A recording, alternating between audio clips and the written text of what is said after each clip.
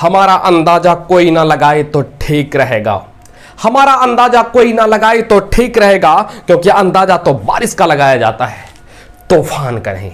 जोहार, आदाब, नमस्कार, मैं जुबैर अहमद। आज की जो मैं कहानी आपको सुनाने जा रहा हूं, यह कहानी सुनने के बाद आप अफसोस करेंगे, बहुत अफसोस करेंगे, बहुत अफसोस करेंगे, क्योंकि कहानी में कुछ बात ही ऐसी है।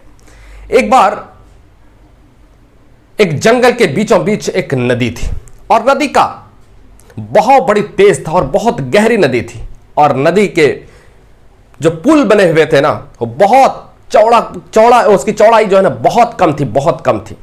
मुश्किल से एक ही आदमी इधर से जा सकते थे या उधर से आ सकते थे। एक बार एक बकरी को घास चरते चरते ख्याल आया कि शायद पुल पर सवार होकर के उस तरफ हम चले जाते हैं, पुल पार करके उस तरफ चले जाते हैं, वहां घास बहुत बड़ी होगी।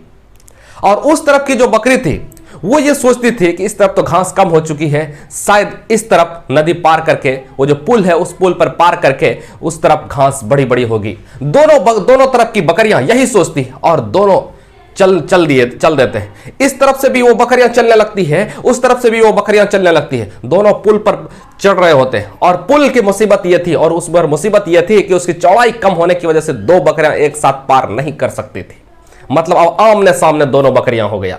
आमने सामने दोनों जब बकरी हो गया तो एक बकरी दूसरी बकरी से कहती है कि मैं पहले इस पुल पर कदम रखी हूं, मुझे पार होने दो। दूसरी बकरी कहती है कि मैं इस पुल पर कदम रखी हूं, पहले मुझे पार होने दो। दोनों के बीच बहस हो जाती है, बहस छिड़ जाती है। इतनी बहस होती है कि तू मैं करते करते बहुत देर तक बहस होती है, कोई निर्णय नहीं हो पाता, कोई निर्णय नहीं हो पाता। उसके बाद बहस और तेज हो जाती है, कोई झुकने के लिए तैयार नहीं।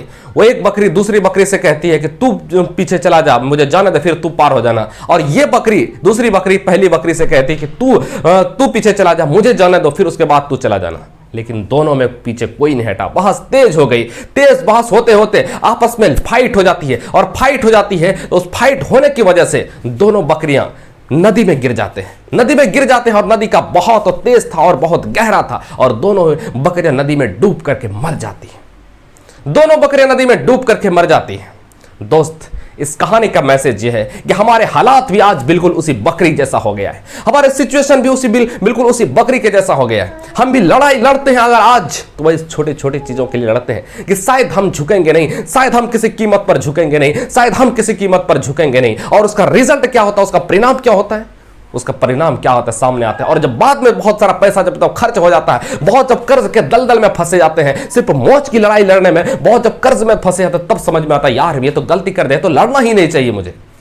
लड़ करके किसी को कुछ नहीं मिलता, सिर्फ पैसों की बर्बादी, टाइम की बर्बादी, आपके दिमाग खराब होता है, इसके अलावा कुछ नहीं मिलता है। इसलिए दोस्त, जरा सोच समझ करके, होशियारी से, एक छोटी सी जिंदगी है, इस छोटी सी जिंदगी में वो काम करिए जो आने वाली नई नस्लों के लिए फायदा हो। वो काम करिए जो आने वाली नई नस्लों के लिए कोई फायदा हो, जो आप लोगों के लिए आप प्रेरणा बन सके।